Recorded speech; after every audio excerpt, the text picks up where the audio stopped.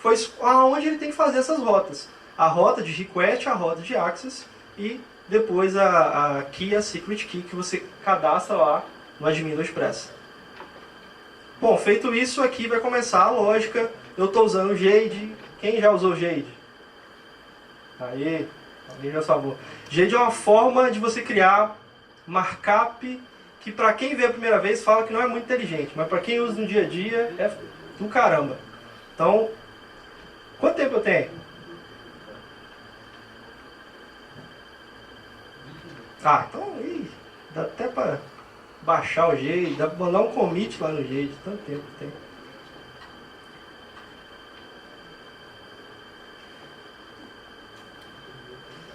Ih, galera, eu não tô conseguindo conectar a internet agora. Não conecta no portal.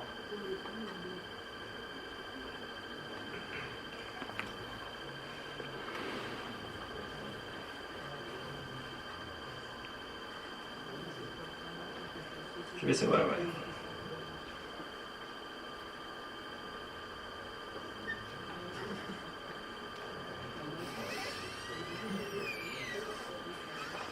Tem que ser o portal? Conecta no portal. Aê! E agora? Todo mundo vai ver a senha agora, hein? Não, é público. Ah, então eu vou ver de novo. Aí, mano.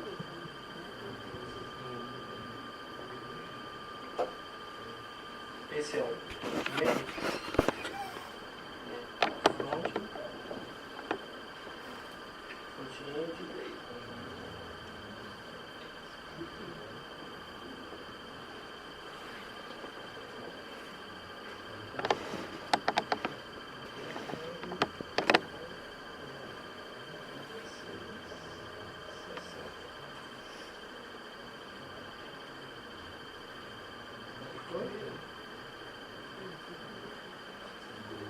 Aí, maravilha.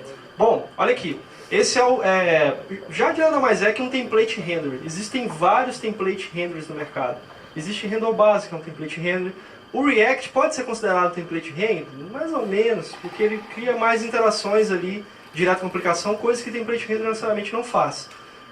Olha aqui. O jeito que o HTML é e o jeito que ele é gerado.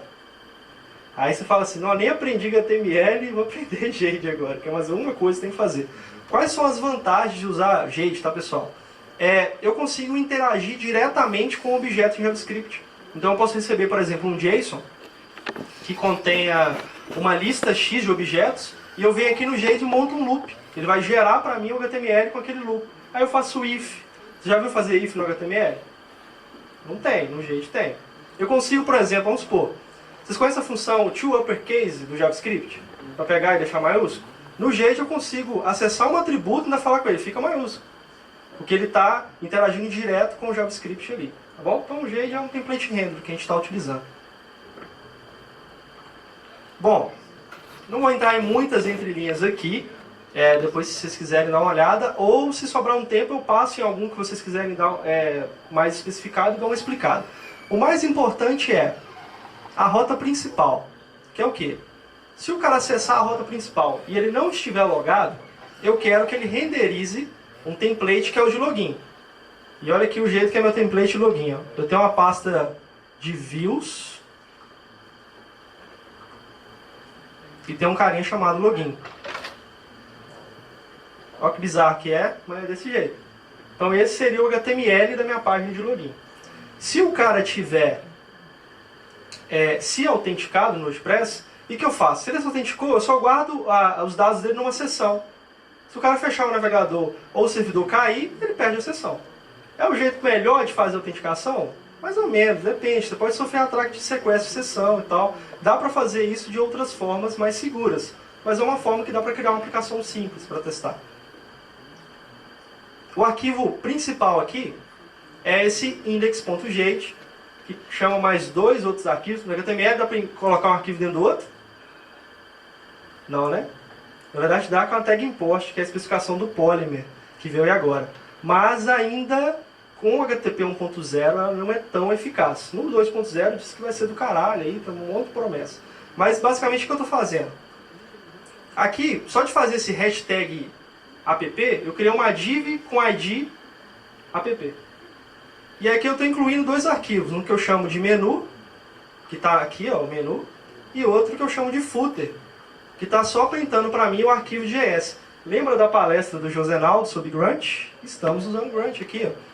Dentro da pasta public, que seria o que vai para o site, é a pasta public. Pode ser outro nome? Pode. É só você vir aqui no arquivo de app. Na hora de configurar o Express, você fala com ele qual que é a pasta de arquivo estático. Essa linha aí. O nome que você vai colocar aí, vai só colocar QI, a pasta vai chamar QI. Não faz diferença se for. É só um padrão. Aqui dentro eu tenho meu Grunt File. No Grunt File eu estou rodando praticamente 3 rotinas. Primeiro, como o nosso amigo disse, o React ele tem uma metalinguagem que é o JSX. É aquela forma de você jogar JavaScript e HTML juntos. Eu preciso compilar isso para o JavaScript normal. Eu uso o Babel para fazer o transpile. Poderia, igual no caso do nosso amigo, usar ECMAScript 6 e fazer, além da conversão do próprio React para JS normal, a conversão de ECMAScript 6 para ECMAScript 5, para você conseguir dar suporte a todos os browsers. Nesse caso eu não usei porque eu não queria complicar, mas pode usar. Você só iria adicionar no arquivo de Babel, que eu vou mostrar depois ali, mais um presents, que é de quê? Mais uma rotina de compilação, de transpile. Pega uma coisa e transforma em outra coisa. Depois eu faço o concat, que é para concatenar todos os arquivos, e o uglify, que é para deixar feio. Na verdade é para fazer um minify, gerar uma linha só de todo o código. Do jeito que eu estou utilizando o Grunt, eu utilizo esse load Grunt tasks, que ele permite eu criar uma pasta com cada uma das tarefas que ele quer fazer. Tá? Então aqui eu tenho o watch, que fica ouvindo a alteração do arquivo, recarrega a página, aquele lance do live reload que o Josenaldo comentou. Eu tenho aqui o concat, ó, passa nessas pastas, concatena todos os arquivos e gera um arquivo só. Eu tenho aqui a configuração do Babel, ó, faz o transpile para mim no React e por aí vai. Tanto que, se eu vir aqui na aplicação e der um grunt watch, ele vai começar a ouvir os arquivos. E aí o que vai rolar? Quando eu atualizar algum arquivo, assets, JavaScript, app, e eu tenho aqui uma pasta, não sei se está dando para vocês verem daí, mas uma pasta chamada JSX, onde eu tenho aí os componentes que eu criei para fazer o HTML. E aí quando eu atualizo esse cara, ele vai lá e roda o build para mim e fala quanto tempo que ele fez isso.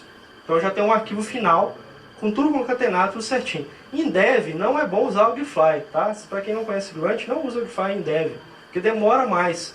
Deixa o uglify para uma rotina separada de deploy.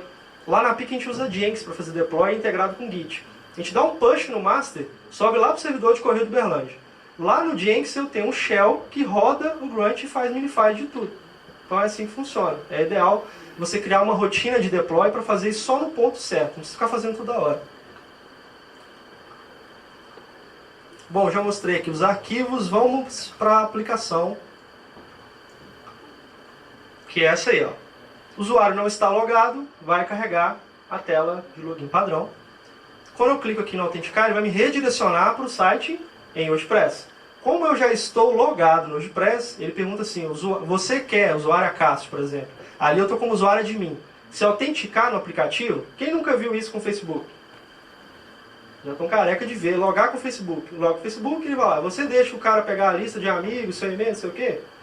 É mais ou menos isso.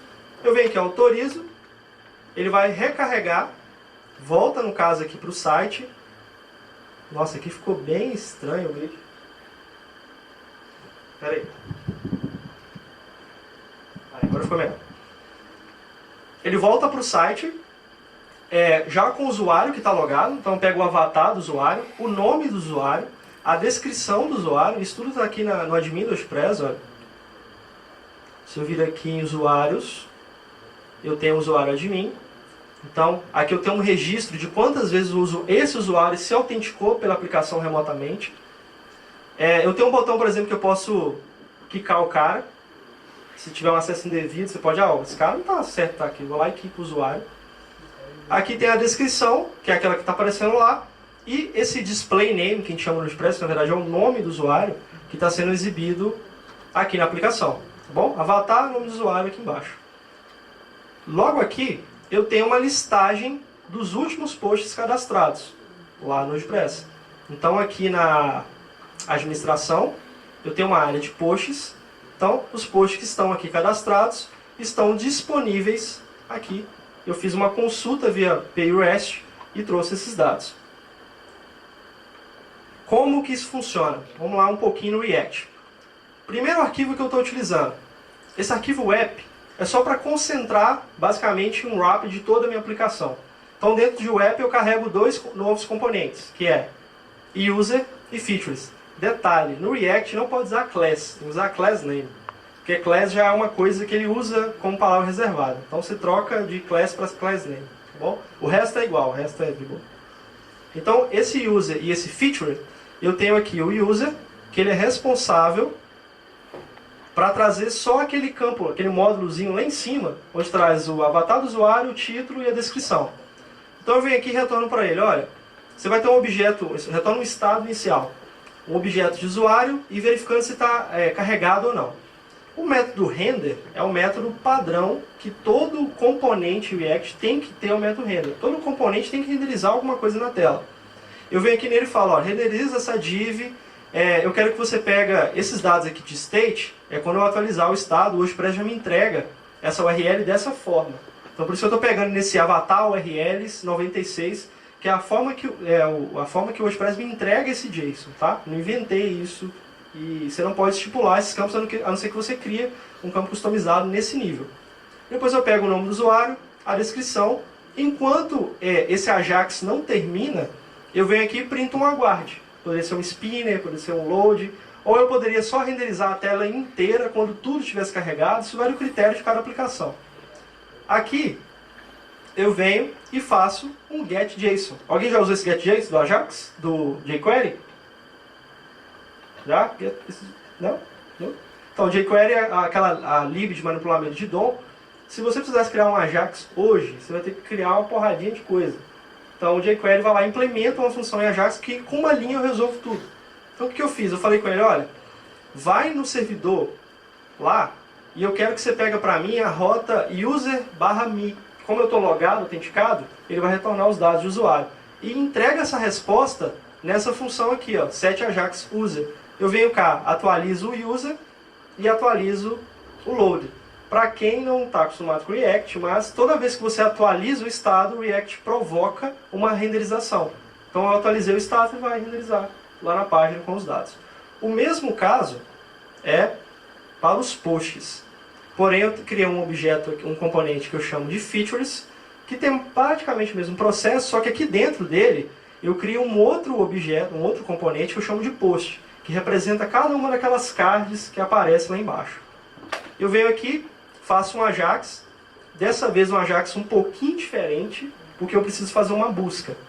Então eu printei aqui qual é a rota que eu quero. É posts, qual é o URL que ele vai consultar? REST, qual que é o tipo de dado retornado? JSON, e quais vão ser esses parâmetros. Por que eu estou usando essa URL REST? E aí vai ser um gancho do porquê usar um servidor Node ou um servidor de back-end para ser proxy. Você não pode deixar suas chaves disponíveis lá no HTML. Porque se o cara pegar a chave, ele cadastra o que quiser no WordPress, você está lascado. Então use uma linguagem de servidor para ser de proxy das requisições. Essa rota REST aqui, ó, é uma rota que eu criei, que está aqui, ó, esse código seria equivalente a ela, na verdade é essa, que está tendo o get. Eu pego o parâmetro, esse rec.query, são os parâmetros que são passados na URL da requisição. Query string, tá? Query string padrão, colocou interrogação, parâmetro igual a valor, é isso que eu estou pegando aqui. Aí eu venho cá e faço um string if, que é transformar. String if é ao contrário do parseJSON. O parseJSON pega um objeto, pega um JSON e transforma em objeto. O string if é ao contrário, pega um objeto e transforma em JSON.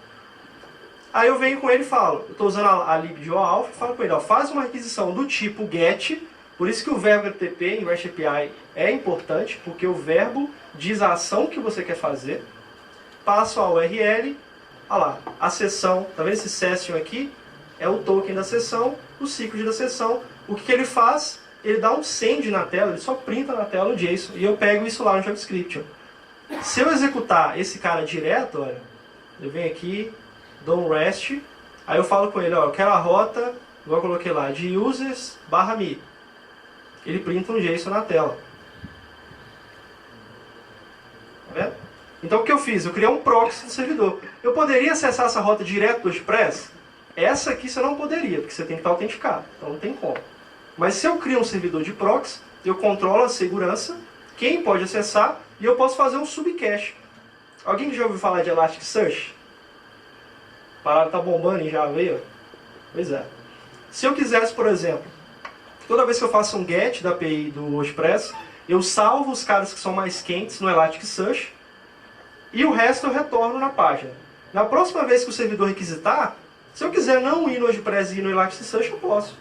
Então a possibilidade de você criar um servidor para ser proxy do Express, você consegue melhorar em performance e em segurança. É um exemplo que você pode fazer. Ou guardar no Mongo. Quero guardar esses dados de post aqui no JSON, salvar ele inteiro no Mongo e vou manter esse cache por 1 hora. Então durante 1 hora o cara vai pegar os mesmos dados. Se ele voltar aqui depois de 1 hora, ou melhor, se o servidor do WordPress disparar um push para o servidor Node, aí você atualiza. Então você está criando uma aplicação segura e rápida. Trabalhando com Node, não é bloqueante, e acessando o banco no SQL. Com Elasticsearch, melhor ainda se for trabalhar com busca. Então você consegue fazer isso com essa estrutura de servidor. Deixa eu voltar aqui para a rota principal. Bom, então aqui está a listagem com o usuário e a listagem dos posts. Quando eu buscar algum termo aqui, por exemplo, eu quero o post... Dá para ler o que eu estou digitando no campo? Acho que não, né? Imagina sua mente que eu estou digitando esse input que está aí, tá bom? Vou fazer imaginação, jogar RPG agora. Olá, mundo. Eu vou dar um Enter. Ele foi lá no Express, buscou para mim os posts que tenha Olá, mundo no título ou no conteúdo e já renderizou aqui embaixo para mim só esses posts. Se eu mando o campo vazio, ele carrega todos. Se eu mando, eu quero esse demo post 2.